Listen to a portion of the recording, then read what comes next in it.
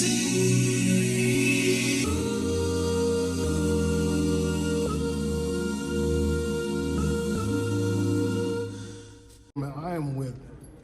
I don't even know how to even describe this because my grandfather, man, would tell me about this guy. When I used to break up another boxer, he would say, nah, this is the one. This guy is one of the best middleweights I've ever seen, light heavyweights as well. Bernard Hopkins, how you doing, Bernard? I'm doing good, man. Good to see you, brother. Yes, sir, yes, sir, yes, sir. So I always wanted to ask you this. What made you want to get into boxing? What made me get into boxing was growing up in the city of Philadelphia and, you know, going through that adolescence, you have to learn how to fight.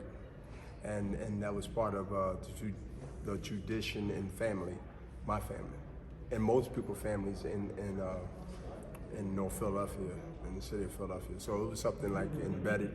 It was something that you actually be on some serious beat down if you didn't become it. Okay, so for me, I've always had you in my favorite 5 fighters of all time, not because of skill, because of mentality. Right. Because you knew, like, hey, when the camera's on, yeah, I'm gonna joke with you, have fun, but when it came time to be serious, you were always serious. For you, your top, I know this, you get asked this a lot, but for you, your top 5 fighters of all time, in your opinion? Of all time? All time. Muhammad Ali, Sugar Ray Robinson, Marvelous Marvin Hagler, Alexis Oguayo, me. Like that. So recently, obviously, Marvin Hagler, Marvelous, the great one, passed away. Obviously, he's a influence to you. Can you talk about what he meant to you as a fighter and just as a person? Marvin Hagler meant to me as a fighter, a person that was respecting his job and respected the division, which is the middleweight, 14 defenses. He was at my fight when I broke his record. I have plenty of historic photos of me, him, and Oscar, which is out there in social media, in the ring, actually, you know, hugging after the fight. His discipline, which I noticed when I was in my early adult life in Greater Fort State Penitentiary, which they had boxing in the prison at the time. And I used to get boxing magazines. Once a month, you're allowed to get magazines, and one of those magazines was, of course, the Ring magazine, and it was Marvelous Marvin Hagler with pictures of him fighting, which is one of the, I know Tommy Hearns, the best 3 rounds in boxing, but to me, one of the fights, if not the fight, that brought my attention to Marvin Hagler, his physical, his demeanor, his determination to continue to win and continue to come forward and put mental and physical pressure on you, was the John the Beast Mugambi and a Marvin Hagler fight. If you haven't seen that fight, have you? I have seen it, yes, sir. You have to watch it again. I'm gonna have to. That fight was a test of wills of Marvin Hagler's heart, his determination, and continue to open that safe when that safe was being difficult to open. Wow. He didn't give up his mentality, which means he didn't stop being who he was in that ring, who he has been. And I say that for a reason.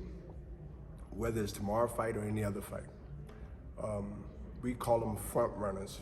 Front runners are people that's comfortable when they are dominating 90% of the time of anything they do. But when they get that resistance and they get that 1 or 2 or whatever opponent they is in their career that they got, they realize that this safe is not easy to crack. Wow. Now they become somebody else. That's normally when the fight happens, and that's normally when you get exposed. And once you get exposed and others be able to come that shouldn't beat you, become now guys that can beat you. Wow. This is wisdom here. So that's what I got from Marvin. He never gave you a chance for any other fight or people that's watching him to soon to fight him later, because you always got your future opponents paying attention. he never changed the course of what he did. And I picked that Mugambi fight out for a reason. That was a fight that showed you that if you didn't know before, You knew. and he beat a lot of guys before, even from Philadelphia. The greats, he beat 3 greats from Philadelphia. You knew then when he fought Mugambi, the beast. And let me tell you, Mugambi was knocking out everybody he was fighting. Yeah. Look at his record. Like It's phenomenal, He had like in the 20s knockouts. Yeah. So, have you ever had like obviously you fought great fighters during your time, and you never backed down for any challenge, but have you ever had thought about a dream match for you, ever? If you could pick one fighter, who was your dream match? Hagler. That would be insane. I could only imagine the press conference for that, man. That'd be insane. Yeah. Well, Hagler probably he don't talk. Yeah. See, it's one of those things where he don't say nothing, but he said a lot. Wow. And in that press conference, I can visualize in my psyche, I would have to be who I am, but I would have to cut half of what I normally do in half, because it would just come around that it'll look like I'm really talking a lot, because he don't talk too much at all. He really show you. You understand? Yes, sir. So it has to be being the executioner, being Marvelous Marvin Hagler. My approach, because I'm always thinking about press conferences before they happen, I really get into the details about what I'm gonna do. I will have to continue to be serious, but also be promotable. Like, there's certain lines I won't cross with certain people where you don't want to entice them to be even better than what they already are. Indeed. Right? I don't want to put gas in your fume. I want to take gas out. Yeah. I love that. All right, just a few more questions real quick. So, I love playing video games, right? So, Fight Night. When you saw yourself on a video game, what did you think about that? When I saw myself on the video games, I said I'd rather be on this video game than the police mugshot. I love that. All right, you've been a big ambassador for boxing, and I think that's one thing that when we talk about some of the greats, a lot of times that's sort of lost in translation, but you're really a part of the game, and you talk to these young guys and mentor them. When you look at the state of boxing today, who are some young guys, or just boxers now, that you look at and you Ryan see? Garcia. Okay. Virgil. Ortiz, right? Deshawn Cruz, right? You seen her fight. She's going to fight soon. She's going to be watching Saturday. Real deal. And there's some other names and fighters, but they haven't really proved to me yet whether they got 10 or 15 wins or not. To me, I see growth, but to me, you become somebody when you beat somebody. There you go. I mean, that just like if you look at it, that's really the whole thing, because we all know that you got to be in preseason before you get in the season to be able to fight the top guys at a certain level. That's why they have contenders in different weight classes, right? From 1 to 10, right? I'm starting from 5 to 1. The first 5 guys is worthy guys for me and you to say, man, he beat that guy. He was number 4 in the IBF. He was number 5 in the WBC, WBA, WBO, right? Now you're working your way up. But anything from 10, not that they can't, right, represent themselves, and you can't look like you're gonna walk in there and they nobody, because then they're upset, they become you. They'll take your spot. You understand? They go for 10 to 5 because you slept on them. Wow. So my thing is, when you beat somebody to become a better somebody. Wow. Last question. Music. You just listened to the Anderson .Paak and the Bruno Mars. That's hot. That's hot. Really, I like the whole, but that song is it's a killer. Like I listen to like the other songs, they good, but this one here, it won't make you. You got to force yourself to go to song 2 or 3. That one is hot. You know what I mean? So if you could have I got a clean house. I got a, you know what I mean? Yeah. This thing, my house is clean, right? So, you know. It's a dope song. So if you could get one artist to walk you down at your dream fight and perform, who would it be? It don't have to be R&B. It could be anything, but it could be anything. My dream fight? What are you talking about? Yeah, your dream fight. So if you fought Marvin Hagler in the dream fight, you had an artist. I got you. DMX. Oh man, Can I take a guess at the song? Get at me, dog. Yeah. Okay. Yeah. I played it many times in my career. Yeah, I played literally in some big fights. I came out on an X.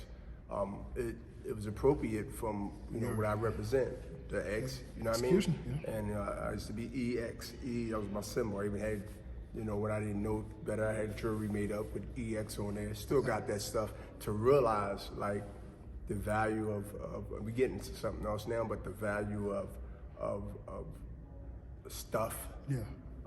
Don't accumulate what you paid for. Nope, it doesn't gain 5 value. or 10 years. Yeah. So part of that growth and development is better for me to be able to not be embarrassed about it, but to, like you said, drop jewels on people or the youth or credibility, things like that. Because how many people would do that and show you stuff that I kept because I didn't want to take it and get nothing for it When you had a chance. to a jeweler.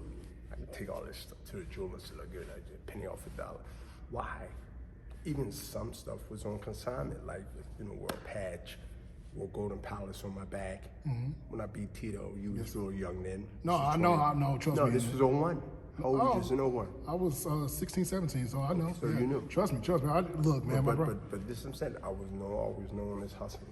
Like I was the only fighter that started it. Yeah, you Then were. other fighters. You were. Matter of fact, it was a big uproar about it because fighters was getting extra money for wearing advertising on their Gear. clothes. Yeah. So I got a history of going against the grain, not with it. And not going against it just to say, I went against it. I mean, there had to be something to motivate me to go against something I see that others maybe didn't want to mess their career up. Others didn't want to be on the blackball list. I've been on the blackball list and the white ball list. At the end of the day, as a fan and as a person who covers this sport and cover NBA, there's NBA players I know like Damian Lillard who look up to you. And I want to tell you as that man, you're important to us and the culture, and we appreciate you. And y'all important to me because for you to be important to me and say sincerely what you mean, Yes, sir. to me, that makes me stay on course about who I am and not get too far ahead of myself where I think I'm bigger than everybody else or bigger than that person or that person. It doesn't matter how much money, where you at in your life. Yes, I'm proud of that. It does has a factor, but it doesn't confine who I am. It doesn't determine how I treat you one way or the other. But how you treat me might be different, but how I treat you is based on respect, and I look for that back. So I respect that. Everyone, this is the legendary Bernard Hopkins. Everyone, if you're watching this, kids, watch this man's film, listen to his story, his life. It's a true testament of will. Respect, that's right. Never give up either. Appreciate you. Yes, sir.